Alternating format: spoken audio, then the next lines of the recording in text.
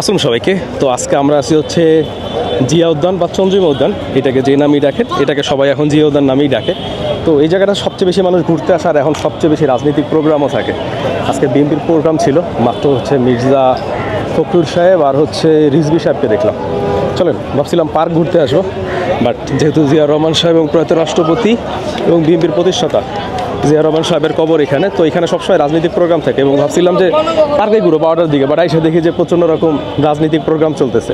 এবং যেহেতু রিজভী সাহেব এবং মির্জা ফখরুল সাহেব ছিলেন, তো বিশাল মিছিল ছিল, মোটামুটি একটু খালি হয়েছে, আমরা তারপরেই ঢুকলাম। আচ্ছা, জিয়া উদ্যানকে চন্দ্রিমা উদ্যানও কেন ডাকা হয়? এই যে লেকটা আছে, এই লেকটা হচ্ছে কিন্তু অর্ধচন্দ্রাকার, মানে জিয়া উদ্যানের যে ব্রিজটার উপর থেকে আপনি জিয়া উদ্যানে ঢুকবেন, এই লেকটারে হচ্ছে অর্ধচন্দ্রাকার, এইটার নাম হচ্ছে কিন্তু ক্রিসেন্ট লেক। অনেকে বলে যে এই লেকটা চন্দ্রাকার হওয়ার কারণে, মানে অর্ধচন্দ্রাকার হওয়ার কারণে এই জায়গাটাকে চন্দ্রিমা উদ্যান বলে। আরেকটা ইতিহাস আছে, সেটা হচ্ছে যে জিয়া উদ্যানের এইখানে নাকি আগে হচ্ছে একটা চন্দ্রিমা মহিলা নামে কারো বাড়ি ছিল, এই জন্য এই জায়গাটাকে চন্দ্রিমা উদ্যান বলে। শহীদ রাষ্ট্রপতি জিয়া রহমান সাহেব মারা যায় হচ্ছে 1981 সালে, তখন তার এখানে কবর স্থানান্তরিত করা হয়। এবং তার আগে এই জায়গাটা আসলে কী ছিল? এই জায়গাটা ছিল হচ্ছে গবাদি পশুপালন, খাস জমি, চাষাবাদ, মানে এরকম সরকারি কাজে থাকতো। কারণ এর অপোজিটে হচ্ছে আমাদের সংসদ ভবন, 1981 আগে এই জায়গাটাতে আসলে তেমন কিছুই করা হইতো না। আসলে রাজনৈতিক মিছিল শেষ হইতেছে না, আমি ভাবতেছি রাজনৈতিক মিছিল শেষ, বাট রাজনৈতিক মিছিল এখনোই চলতেছে। জানি না, ভাবছিলাম আজকে সুন্দর করে একটু পার্ক ঘুরবো, কিন্তু সব দিকে শুধু মিছিল, মিটিং অ্যান্ড প্রোগ্রাম চলতেছে। জিয়া রহমান সাহেবের কবর, বিএনপির লোকজন সারাদিনই আসলে এখন আসতে থাকে। যাক, তো এই জায়গাটা হচ্ছে আগে সরকারি খাস জমি, চাষাবাদ এবং হচ্ছে গবাদি পশুপালন, এইসব জায়গার জন্য এটা ইউজ করা হইতো। পরে হচ্ছে 1981-তে যখন জিয়া রহমান সাহেবের কবর এখানে শিফট করা হয়, তারপরেই মূলত এই জায়গাটাকে হচ্ছে এত সুন্দর করে ডিজাইন করা হয়। এবং এই জায়গাটাকে যখন ডিজাইন করা হয়, তখন মেকশিওর করা হয় এইটা আমাদের সংসদ ভবনের সাথে যাতে কোনো রকমভাবেই অসামঞ্জস্য না লাগে, যাতে সংসদ ভবনের সাথে খুবই সামঞ্জস্য লাগে। আমার কাছে এখানে ড্রোন উড়ানো যায় না, আমি গুগল থেকে যেসব ড্রোনের পিকচার আছে ওইটা অ্যাড করে দিব, ওইটা দেখলে আপনি বুঝতে পারবেন যে জিয়া রহমান সাহেবের কবরটা খুব সুন্দর করে সংসদ ভবনের সাথেই হচ্ছে আসলে বানানো হয়েছে। এই পুরা জায়গাটার কত সাইজের? জিয়া উদ্যানের পুরা সাইজ হচ্ছে এটা 73 বা 74 একর। একটা জায়গায় 73 একর লেখা, আর একটা জায়গায় 74 একর, মানে বিশাল একটা জায়গা। আচ্ছা, আমি যে যাইতেছি, আরও একটা মিছিল আইতেছে। সবাই আমার ভাবতেছি কি আমি মিডিয়ার লোক, আমি আসলে যে আমার চ্যানেলের জন্য ব্লগ, মানে আমার এই চ্যানেলটা একদমই নতুন, মোহাম্মদ আবিদ। তো আপনারা যারা আছেন অনেকদিন ধরে জানেন যে আমি নতুন করে ব্লগিং শুরু করছি, ঢাকার সব রকম পার্ক, ঢাকায় কোথায় কোথায় ঘোরা যায় শুরু করছি একটা একটা। বাট আজকে আসলে রাজনীতির প্রোগ্রাম, সবাই আসতেছে, যাক এর মধ্যেই কাজ করতে হবে। মিছিল বা র্যালি আসতেছে সবাই। আচ্ছা, আমি মিছিলের আগে চলে যাই, মিছিল আসতেছে, আমি আসলে মিছিলের অংশ না। আমি আজকে হচ্ছে জিয়া উদ্যানের একটু ব্লগ করবো, সকালবেলা আসলে জিয়া উদ্যানটা একটু ঘুরে দেখাবো সবাইকে, বাট কিছু করেন। আচ্ছা, আমরা জিয়া রহমান সাহেবের কবরের এরিয়াতে চলে আসছি। এটি হচ্ছে জিয়া রহমান সাহেবের কবর এখানে। এই জায়গাটা আগে অনেক সুন্দর ছিল, আমি যখন ছোটোবেলায় আসতাম, বাট গত 16 বছরে তো আসলে কোনো সংস্কার হয় নাই, এই জায়গাটা খুবই পরিত্যক্ত অবস্থায় পড়ে থাকতো। আচ্ছা, মিছিল আসতেছে, আমরা তাড়াতাড়ি হেঁটে বের হয়ে যাওয়ার চেষ্টা করি। আমরা ওই পাশে চলে যাই জিয়া উদ্যানে। আপনি আসলে কী কী দেখতে পারবেন?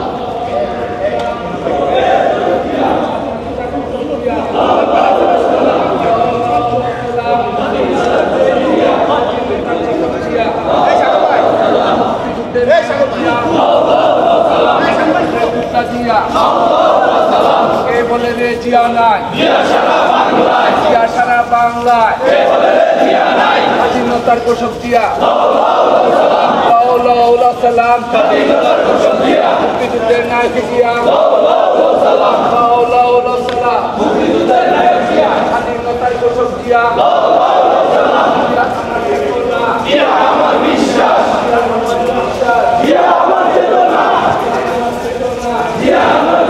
তো এটা আরেকটা গ্রুপ যারা জিয়া রহমান সাহেবের কবরে ফুল দিতে আসছেন। ও আচ্ছা, ওই দিক থেকে এসে ফুল দিতে, এদিক থেকে ফুল দেয় না মনে কোনো কারণে, আমি ঠিক জানি না কী কারণে।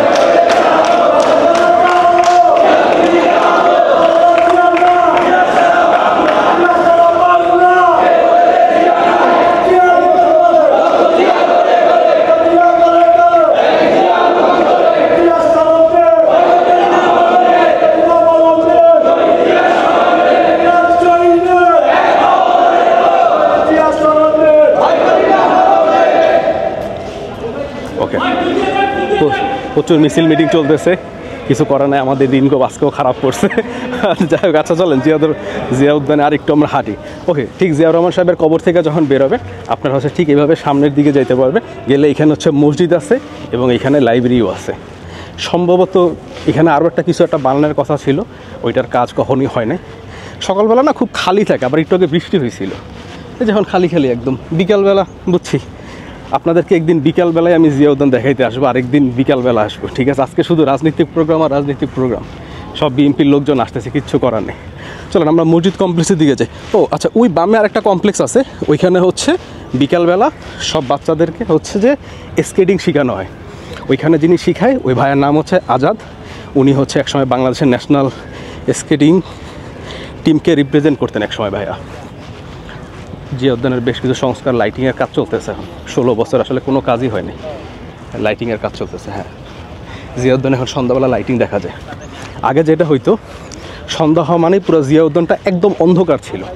ওকে, পুরো জিয়া উদ্যানটা একদম অন্ধকার হয়ে যেত, মানুষ আসতো না। বাট এখন সন্ধ্যার পরে আমি প্রায় সময় এখান থেকে যাওয়ার সময় দেখছি যে লাইটিং করছে, বেশ কিছু লাইট জ্বলে ভিতরে, যে লাইটিংয়ের কাজ করতেছে সবগুলো এখন বিভিন্ন রকম পিলারে। আসলে এটা একটা সুন্দর জায়গা, এটা শুধু ওনার কবর বলে না, এটা একটা খুব সুন্দর জায়গা যেখানে মানুষ আসলে সারাদিন আসতে পারে। বাট জায়গাটাকে কখনো এরকম মেনটেন করা হইতো না।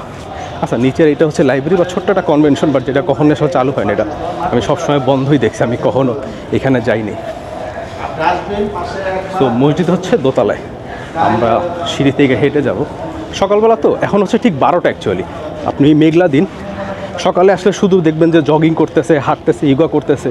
সকালে বিভিন্ন রকম ক্লাব আছে যারা হচ্ছে হাঁটাচলা করে।